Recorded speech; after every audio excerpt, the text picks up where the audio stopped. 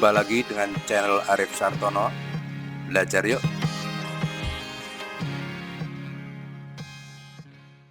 Oke, kita akan belajar induksi magnetik seri 26 dengan topik gaya yang dialami oleh partikel bermuatan di dalam medan magnet.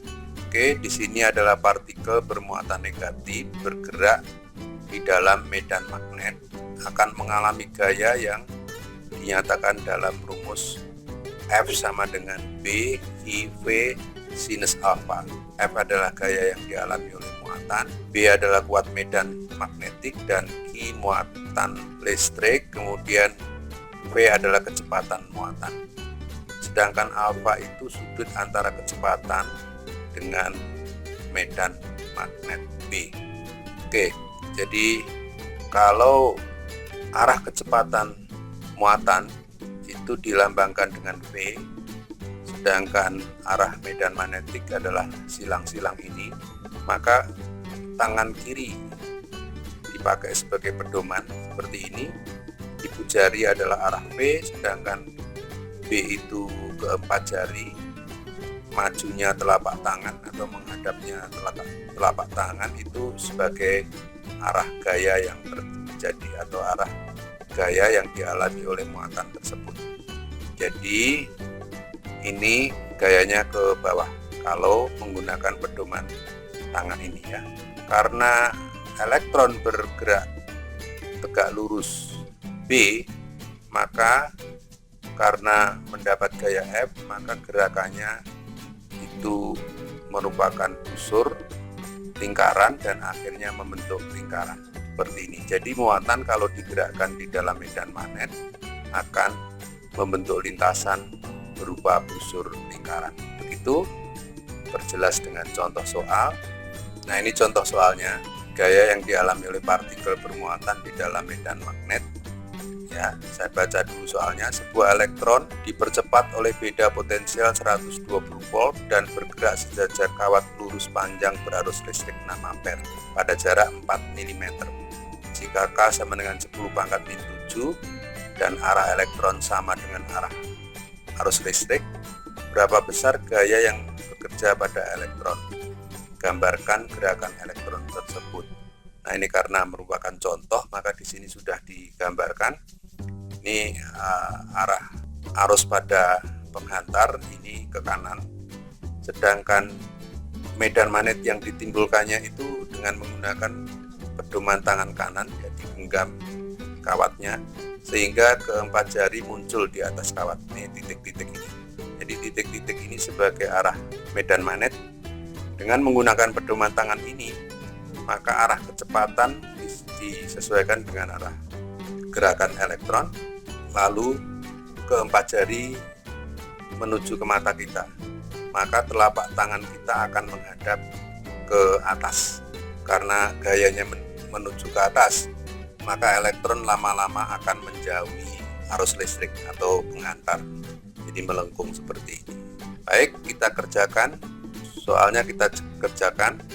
Kita cari dulu kecepatannya. Jadi berdasarkan usaha, jadi I kali V, usaha sama dengan energi kinetik V kuadrat. Jadi V besar ini potensial, sedangkan V kecil itu kecepatan. Sehingga kecepatannya bisa dicari akar dari 2 I kali V dibagi M, kemudian diakar. Nah, kita hitung besarnya, jadi sama dengan 2 kali 1,6 kali 10 pangkat min 19 dikali 180 dibagi 9 kali 10 pangkat min 31, kemudian diakar. Baik, sama dengan, jadi ini kita jadikan angka bulat dulu ya, jadi 2, 16 di 10 pangkat min 20, kemudian yang ini 18 kali 10, kemudian dibagi 9 kali 10 pangkat min 31. Oke, kita hitung. Jadi sini coret jadi 2, jadi 2 kali 2 4, 4 di akar 2, 16 di akar 4. Jadi 4 kali 2 8. Jadi ini 8 kali 10, kita hitung pangkatnya di akar ya. Pangkatnya ini 20 dikurangi 1 19 min 19 lalu ditambah 31 berarti 12 ya. 12 di akar berarti 6. 10 pangkat 6 meter per skot. Ini kecepatannya, sehingga gayanya adalah B kali Q kali P. Sinusnya karena ini arahnya tegak lurus, ya, arahnya tegak lurus medan magnetik nih, medan magnetiknya menuju mata kita, sedangkan arah P-nya itu ke kanan sehingga tegak lurus. Jadi sinusnya 90 derajat berarti sama dengan 1.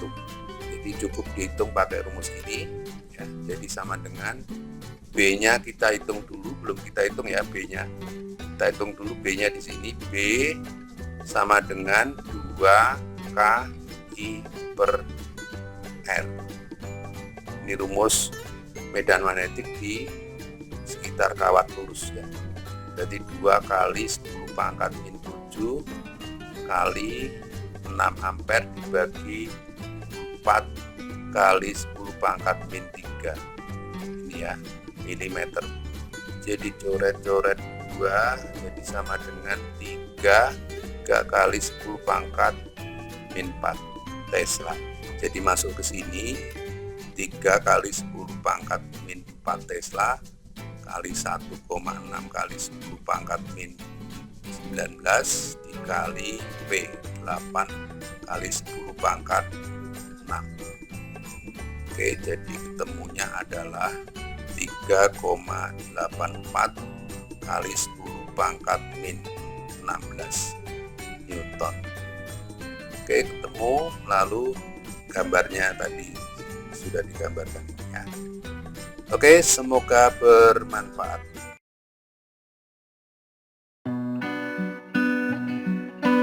Sekian dari saya, sampai bertemu di video seri berikutnya.